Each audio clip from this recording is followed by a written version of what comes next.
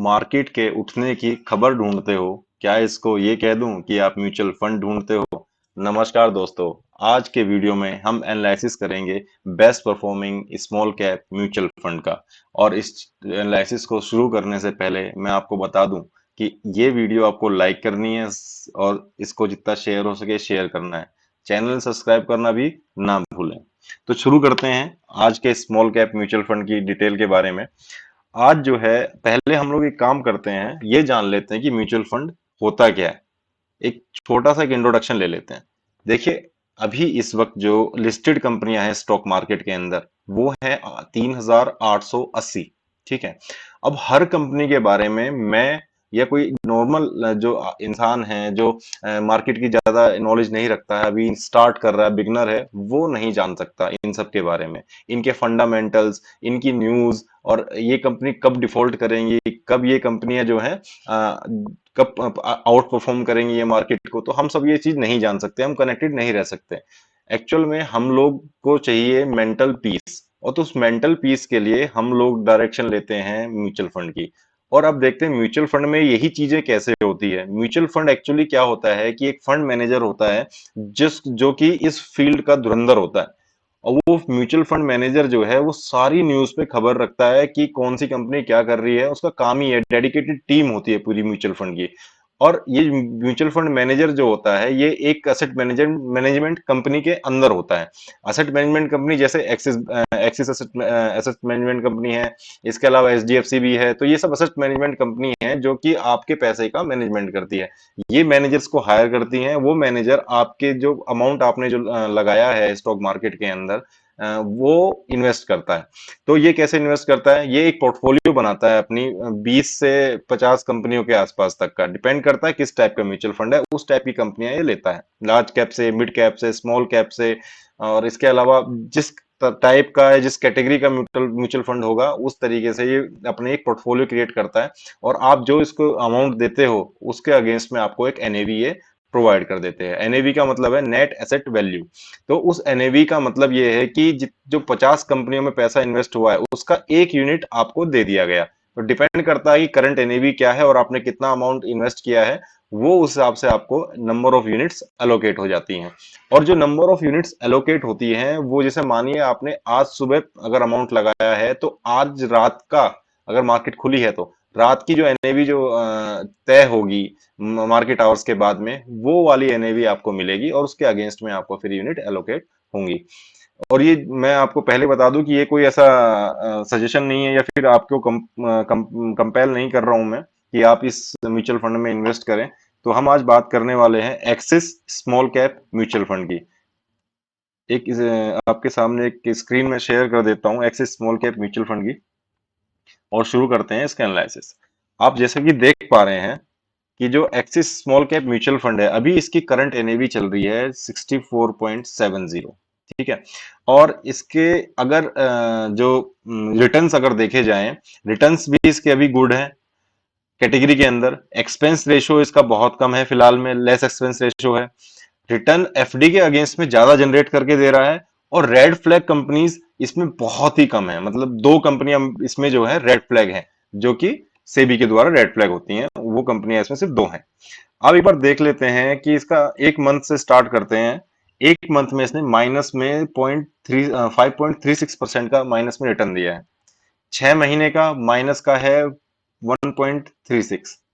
एक साल का रिटर्न देखे तो 25% का रिटर्न दिया है लगभग। 3 साल का इसने रिटर्न जो दिया है वो 30.59 है। और 5 साल का जो रिटर्न दिया है वो है 20.44। और मैक्सिमम जब से ये स्टार्ट हुआ तब से 24.77% का इसने रिटर्न दिया है। और इसका सीजेआर बनता है 8.44 पर ईयर। इसमें एक चीज देखते हैं हम लोग कि एक तो इक्विटी में स्मॉल कैप म्यूचुअल फंड है। स्मॉल कैप म्यूचुअल फंड वो होते हैं जो कि स्मॉल कैप जो कंपनियां हैं जिसकी मार्केट कैप कम होती है, उसमें वो पैसा लगाते हैं। इसका जो साइज जो एयूएम है वो है 9,052 करोड़। देखिए, एयूएम इसका हायर साइड पे है इस टाइम पे, जिस वजह से लोअर एक्सपेंस रेशो आपको दे पा रहा है। लेकिन फिर भी इसकी जो परफॉर्मेंस है वो आउट का बाकी म्यूचुअल फंड के कंपेयर में बहुत कम है। अब एक काम करते हैं कि की मैट्रिसेस इसकी देख लेते हैं, expense ratio, P ratio, Sharpe ratio, ये सब बहुत ज्यादा कॉम्प्लिकेटेड है। काम करते हैं इसको थोड़ा सा एक्सप्लेन कर देते हैं। देखिए स्टैंडर्ड डेविएशन क्या होता है, एग्जांपल से समझाता हूं मैं आपको। स्टैंडर्ड डेविएशन में काम करते हैं इसमें, स्टैंडर्ड डेविएशन बताते हुए मैं आपको ये बता देता हूं कि एक सेकंड दीजिए मुझे। स्टैंडर्ड एविएशन को अगर मेजर करेंगे हम लोग तो होता क्या है, मान लीजिए कोई अगर म्यूचुअल फंड है, सिंपल एक एग्जांपल लेते हैं कि कोई म्यूचुअल फंड है, अगर उसमें जो है पोर्टफोलियो में पहले साल में वो 15% का रिटर्न दे रहा है, उसके बाद जो है नेक्स्ट ईयर वो -5% का रिटर्न दे रहा है, और तीसरे साल से वो 25% का रिटर्न दे रहा है। और दूसरा एक पोर्टफोलियो है बी, उसके अंदर जो है फर्स्ट ईयर में 10%, सेकेंड ईयर में 8% और थर्ड ईयर में 11% का वो रिटर्न आपको मिल रहा है। तो आप सोचोगे कि मोर कंसिस्टेंट कौन सा है, तो ऑब्वियसली इसमें जो आंसर है वो है बी। तो वही चीज है कि स्टैंडर्ड एविएशन जो है, अगर कंसिस्टेंट आपका म्यूचुअल फंड जो है अगर रिटर्न दे रहा है, तो इसका स्टैंडर्ड एविएशन बेटर होगा। ठीक है। अब इसमें जो स्टैंडर्ड एविएशन है, स्टैंडर्ड एविएशन हमेशा याद रखिएगा, जितना कम होगा वो उतना ही बेटर होगा। ठीक है।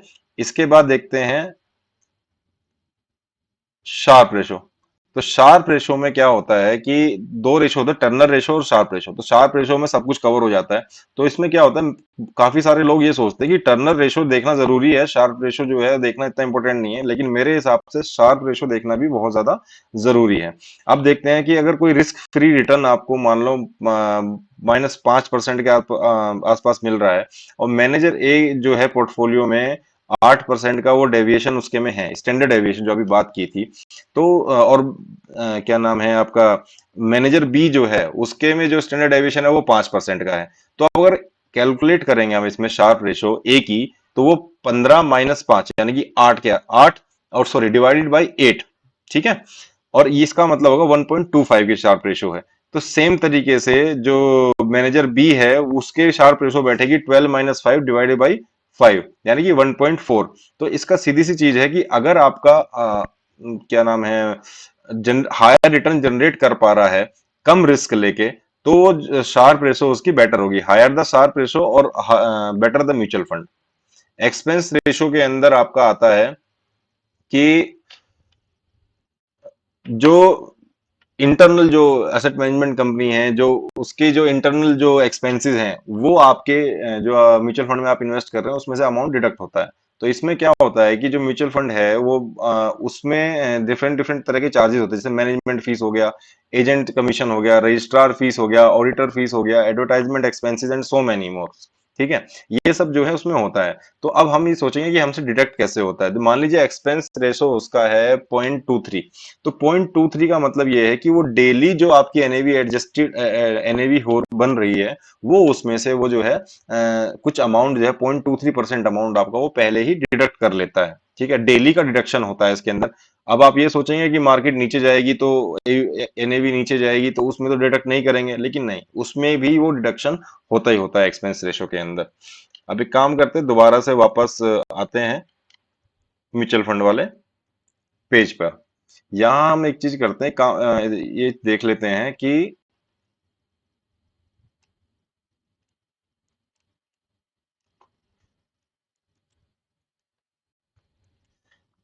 रेशोज जो है इसके वो क्या है। एक्सपेंस रेशोज का 0.35 है, इंडस्ट्री में बेस्ट है।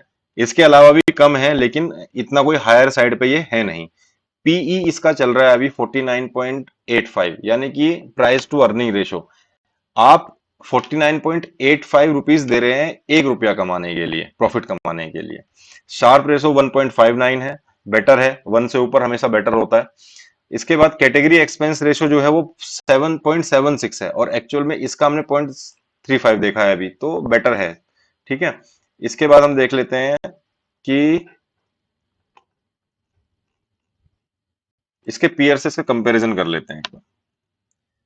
पीयर कंपैरिजन में हम एक काम करते हैं, एक इस चार्ट को देखते हैं। इस चार्ट के अंदर हम वो वाला टाइम निकालते हैं जिसमें कोरोना में मार्केट जो है डाउन गया था।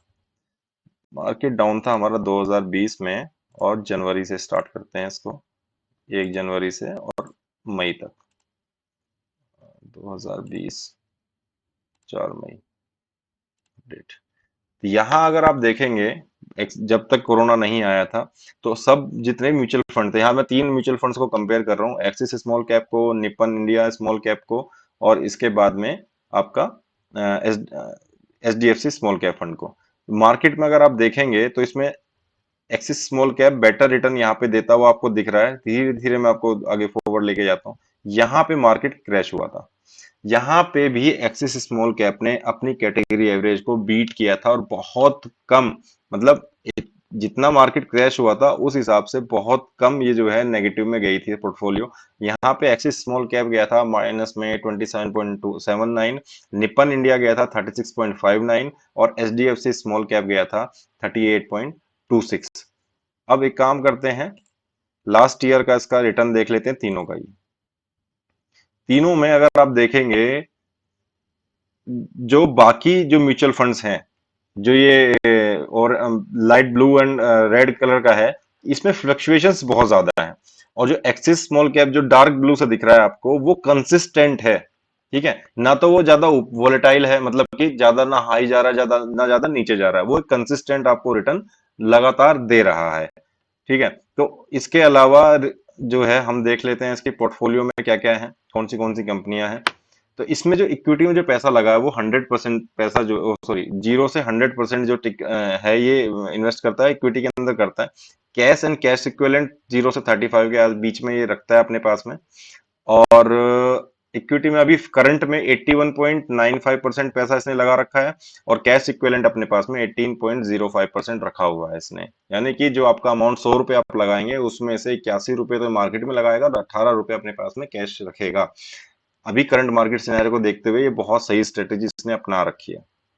अब यहाँ देखते हैं कि इसने अभी मार्च 22 में इन बैंकिंग सेक्टर के अंदर इसका जो पैसा लगा हुआ है वो है 19.79%। आईटी सेक्टर के अंदर जो इसने पैसा लगा रखा है 14.41%। और केमिकल के अंदर है 10.57%। कंस्ट्रक्शन वाले सेक्टर में 8.48%, और लाइफ साइंसेज के अंदर 7.51%। इसमें इसने होल्डिंग्स जो है बैंकिंग और ब्रोकर में, इसकी होल्डिंग्स हम इंक्रीज करता हुआ जा रहा है लगातार। एक बार इसका आईटी का देख लेते हैं। जो इसकी करंट होल्डिंग है मैं आपको दिखा दूं कि इसमें दो कंपनियां हैं बस जो कि रेड फ्लैग हैं इस वक्त, केपीआईटी टेक्नोलॉजीज और Deepak fertilisers and petrochemicals corporation limited. इसके अलावा इसके पोर्टफोलियो के अंदर अभी करंट में 52 के आसपास कंपनियां हैं, और 52 कंपनी सबसे ज्यादा पैसा जो इसने लगा रखा है फिलहाल में, वो लगाया हुआ है इसने एक्सिस सुपर सेंट्स लिमिटेड के अंदर। सेकंड नंबर पे इसने जो लगाया हुआ है 4.18%, वो टाटा एलेक्सी लिमिटेड के अंदर लगाया हुआ है। इसके बाद इसने जो लगाया हुआ है ब्रिगेड एंटरप्राइजेस लिमिटेड के अंदर 4.16%। नारायणा के अंदर इसने 4.08% लगा रखा है। बिरला सॉफ्ट के अंदर 3.77। आप गो थ्रू कर सकते हैं इसके कैटेगरी में जो है इसने कहाँ कहाँ पैसा जो लगा रखा है। और कैटेगरी एवरेज के हिसाब से अगर देखें इसमें हम, तो एक्चुअल में इसने आईटी सेक्टर का, हाँ ये आ गया आईटी सेक्टर का, तो होल्डिंग्स को आईटी सेक्टर में डिक्रीज कर रहा है, और बैंकिंग सेक्टर में इसने होल्डिंग्स इंक्रीज कर ली, क्योंकि इंटरेस्ट रेट बढ़ रहे हैं तो बैंकिंग सेक्टर के अंदर जो है उनका प्रॉफिट बढ़ना ही बढ़ना है, तो वहां से रिटर्न अच्छे कमा सकता है। आईटी सेक्टर ओवर वैल्यूड हो चुका है, वहां ये अपनी होल्डिंग्स डिक्रीज कर रहा है। केमिकल सेक्टर के अंदर इसकी होल्डिंग लगा कंसिस्टेंट बनी हुई है शुरू से ही, इतनी ही है। कंस्ट्रक्शन और इंजीनियरिंग में क्योंकि होम लोन बढ़ेंगे और रियल एस्टेट के अंदर जो है जो मकान है वो कम बिकना शुरू हो जाएंगे, क्योंकि ईएमआई ज्यादा हो जाएगी, लोग कम ईएमआई लेना पसंद करेंगे, इसलिए मतलब लोन लेना कम पसंद करेंगे, तो इसलिए कंस्ट्रक्शन और इंजीनियरिंग सेक्टर में भी पैसा को डिक्रीज कर रहा है। इसका बहुत सही इसने मतलब अपना जो है एक प्लान अपना एक बना रखा है, और इसका बहुत इसे एडजस्टमेंट्स जो करता है कंपनी के अंदर, ये बहुत मतलब फ्रिक्वेंटली करता है कि ज्यादा सेक्टर में जो एक्चुअल में चल रहा होता है अभी मार्केट सेक्टर्स के अंदर, उस सेक्टर की में उस समय में जो सेक्टर बूम कर सकता है वो वहां पे अपनी होल्डिंग्स को डाइवर्ट कर लेता है, और जिस सेक्टर में डर लगता है कि यहाँ पे मतलब सेक्टर अभी डाउन जाने वाला है कुछ समय बाद, तो वहां से पहले ही अपनी होल्डिंग्स को निकालना शुरू कर देता है। इसके बाद देखते हैं फंड मैनेजर्स कौन कौन है इसमें। अनुपम तिवारी जी हैं जो उसको 7 साल से चला रहे हैं और हितेश दास है जो उसको 6 साल से चला रहे हैं।